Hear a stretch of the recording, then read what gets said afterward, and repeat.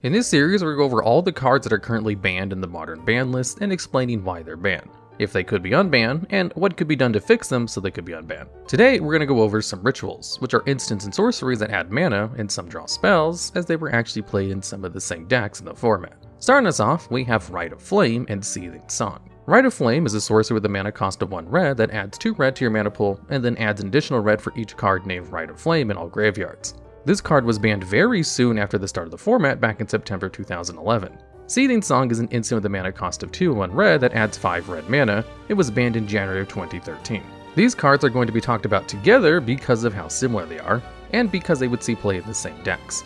We're going to do this a few times in this video because there are quite a few cards that are very similar and we're seeing play in the same decks for the same reasons, so it makes sense to talk about them. Why were Rite of Flame and Seething Song banned? Rituals are what the community refers to as mana-positive cards.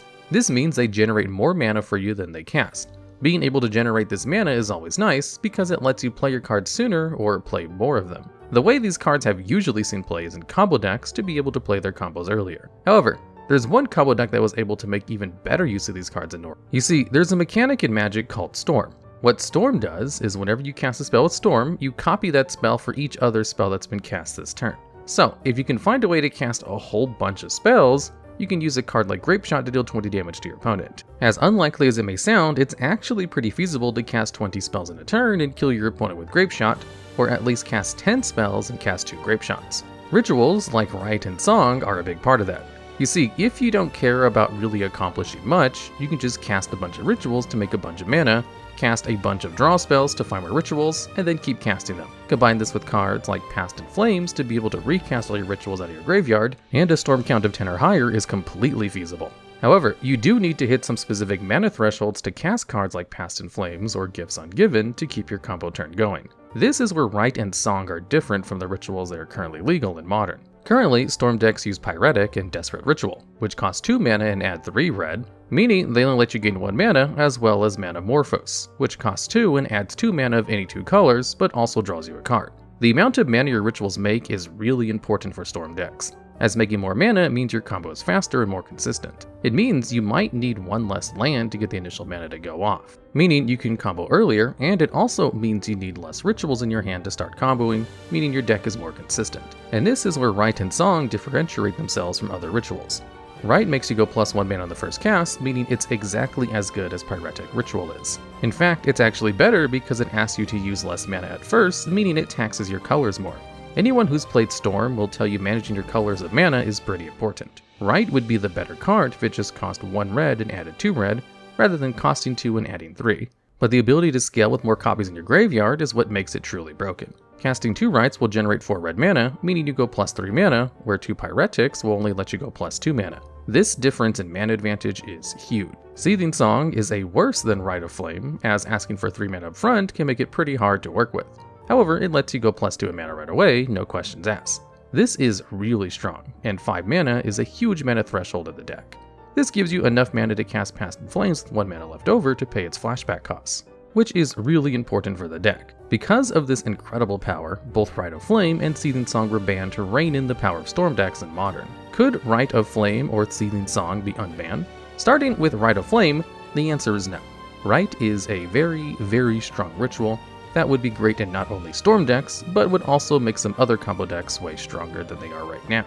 Rite of Flame is the much stronger ritual, so it's more cut and dry than Seething Song. Seething Song might be able to be unbanned, but it would definitely have an impact on the metagame. Seething Song would see play not only in Storm decks, but in decks like Goblin Charbelcher, an artifact that costs 4 mana and allows you to pay 3 and tap it to reveal cards from the top of your deck until you reveal a land, and deal 1 damage to any target for each card you reveal.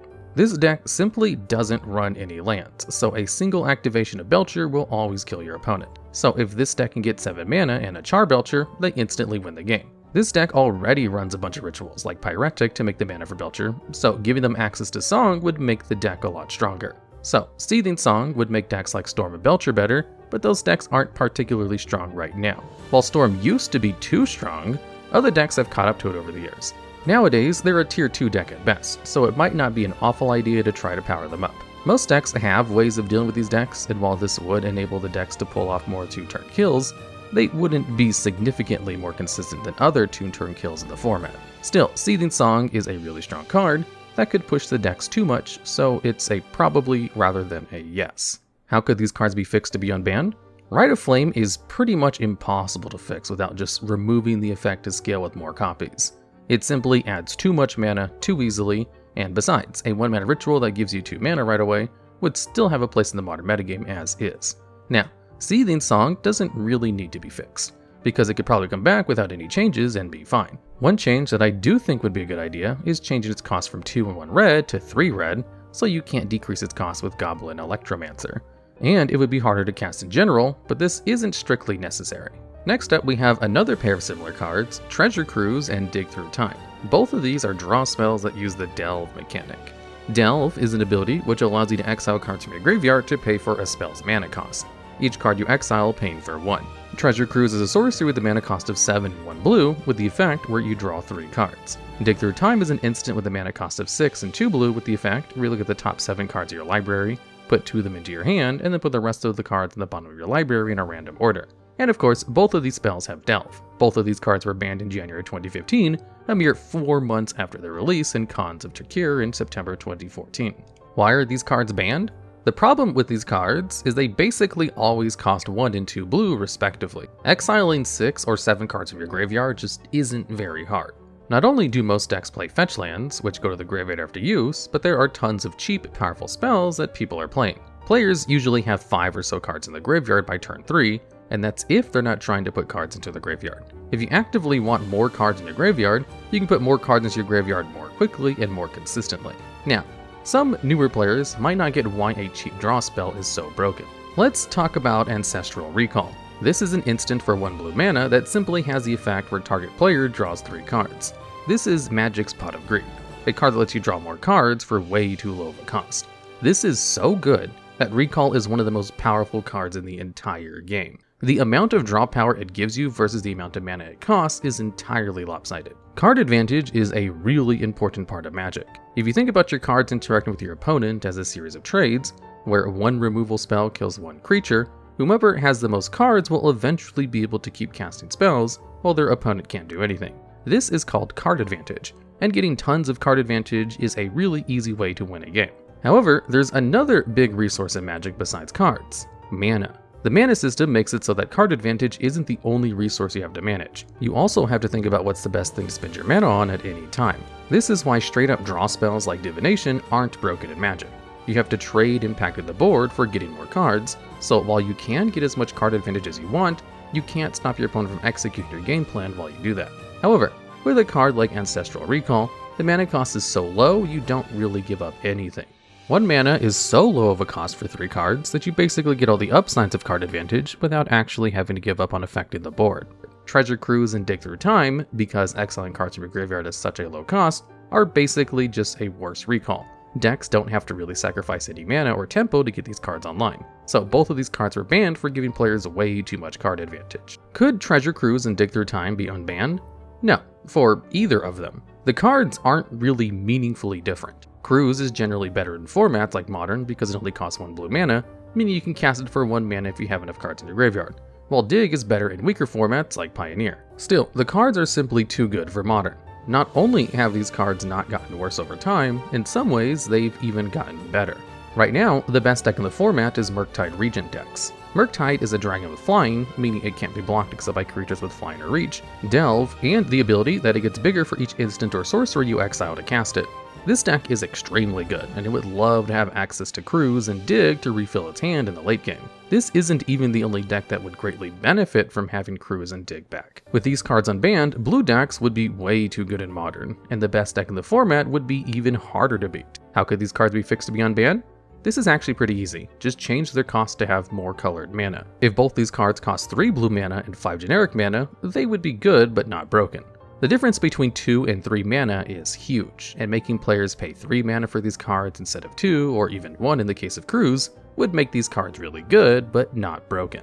Next up, we have 2 less broken draw spells, Ponder and Preordain. Ponder is a sorcery with a mana cost of 1 blue with the effect where you look at the top 3 cards of your library and then put them back in any order. Then you may shuffle your library and then you draw a card. Preordain is a sorcery for 1 blue mana that lets you scry 2, which means you look at the top 2 cards of your deck and then put any number of them on top or the bottom of your deck in any order, then you draw a card. Both of these cards were banned in September of 2011. Why were Preordain and Ponder banned? Both of these cards are just really good consistency boosters.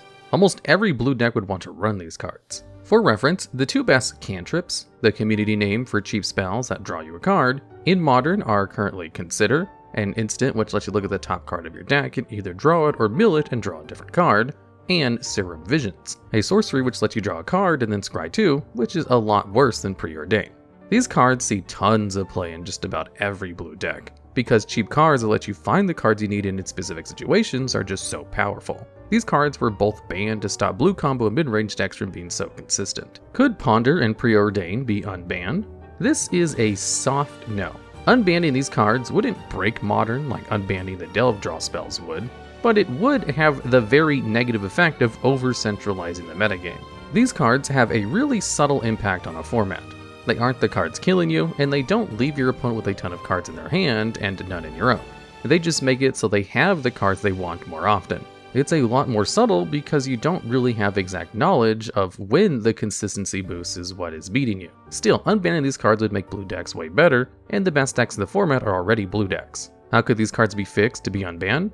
Well, we sort of already have fixed versions of these cards. Serum Visions and Consider are basically just worse versions of these cards, and there really aren't that many other ways to fix them besides making them cost 1 extra mana, which would also work. Next up we have Faithless Looting.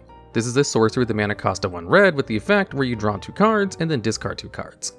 It also has flashback for 2 and 1 red, which means you can cast it from your graveyard for its flashback cost, but it gets exiled afterwards. This card was banned in August of 2019. Why was Faithless Looting banned? Looting may seem quite a bit worse than some of the other cards we've talked about so far. Sure, it does help you find the cards you want, but you go -1 in card advantage when you cast it from your hand, because you have to use 1 card, then looting itself, to draw 2 cards and then get rid of 2 more. So you use 3 cards and only draw 2. However, being able to fill your graveyard with so many cards on top of finding the cards you need proved to be way better than it seemed. Faithless Looting was an absolute staple in just about every red deck in Modern, especially graveyard-focused decks. Modern has a ton of great cards that want to be in your graveyard. Arc-like Phoenix is a 3/2 with Flying and Haste, meaning it can attack as soon as it enters the battlefield, and the ability where if you cast 3 more instants or sorcery spells on a turn, it returns itself from the graveyard to the battlefield at the beginning of combat.